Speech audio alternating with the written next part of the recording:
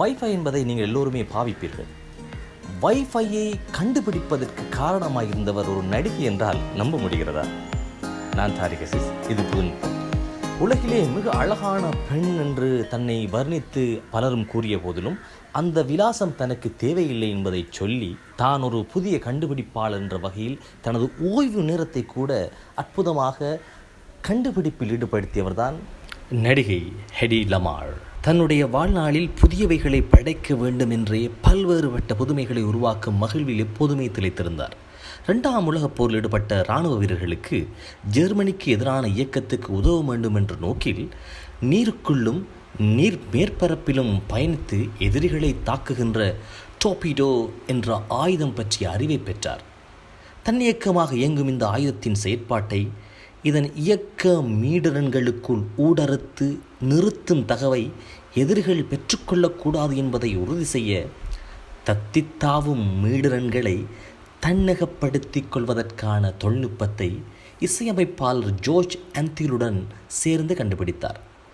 1942ஆம் ஆண்டில் அமெரிக்காவில் புதிய கண்டுபிடிப்புக்கான பேட்டன் அனுமதி பத்திரம் இரகசிய தொடர்பாடல் முறைமை என்ற இந்த தொழில்நுட்பத்துக்கு கிடைத்தது.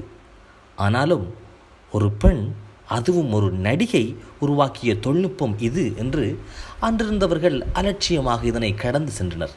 இதனால் இந்த கண்டுபிடிப்புக்காக நடிகை எதனையும் சம்பாதிக்கவில்லை. அவரின் இந்த கண்டுபிடிப்பை மூலமாக வைத்து தனியார் நிறுவனங்கள் 1950களில் புதியவைகளை உருவாக்கின. அவற்றுள் இப்போது உங்கள் திறன்பேசியில் இருக்கின்ற வைஃபையாக இருக்கலாம், ப்ளூடூத்தாக இருக்கலாம், ஜிபிஎஸ்ஸாக இருக்கலாம், அனைத்து தொழில்நுட்பங்களும் மிக முக்கியமானவை. ஆக உங்கள் திறன்பேசியை சாத்தியமாக்கிய தொழில்நுட்பத்தை உருவாக்கி உலகுக்கு சொன்னவர் நடிகை ஹெடி லமார். கண்ணை மூடிக்கொண்டு விஞ்ஞானி என்று நினைத்தால் பெண் விஞ்ஞானியின் தோற்றம் யாருக்கும் வருவதில்லை. அங்கு ஆண் விஞ்ஞானியின் தோற்றமே தோன்றும்.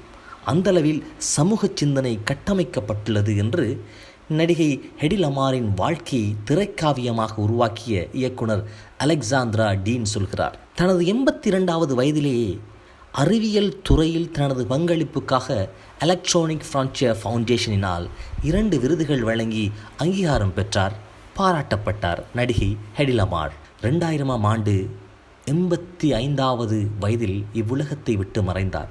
வரலாறு என்பது கடந்த காலத்தில் நடந்தவற்றில் அதிகமானோரால் அல்லது அதிகார வர்க்கத்தால் ஆமோதிக்கப்பட்ட பதிவுகளின் தொகுப்பு என்பதை நடிகை ஹெடி லமாரின் கண்டுபிடிப்புகள் பற்றிய புறக்கணிப்பு புடம் போட்டு காட்டுகிறது. மார்ட்டின் லூத்தர் கிங் ஒரு தடவை சொல்லியிருப்பார், வரலாறை நாம் உருவாக்குவதில்லை, வரலாறே நம்மை உருவாக்குகிறது என்று. நாளும் மதிநுட்பம் மேலோங்க புதுநுட்பம் யூடியூப் சேனலை சப்ஸ்கிரைப் செய்யுங்கள். உங்கள் நண்பர்களோடு பகிர்ந்து கொள்ளுங்கள்.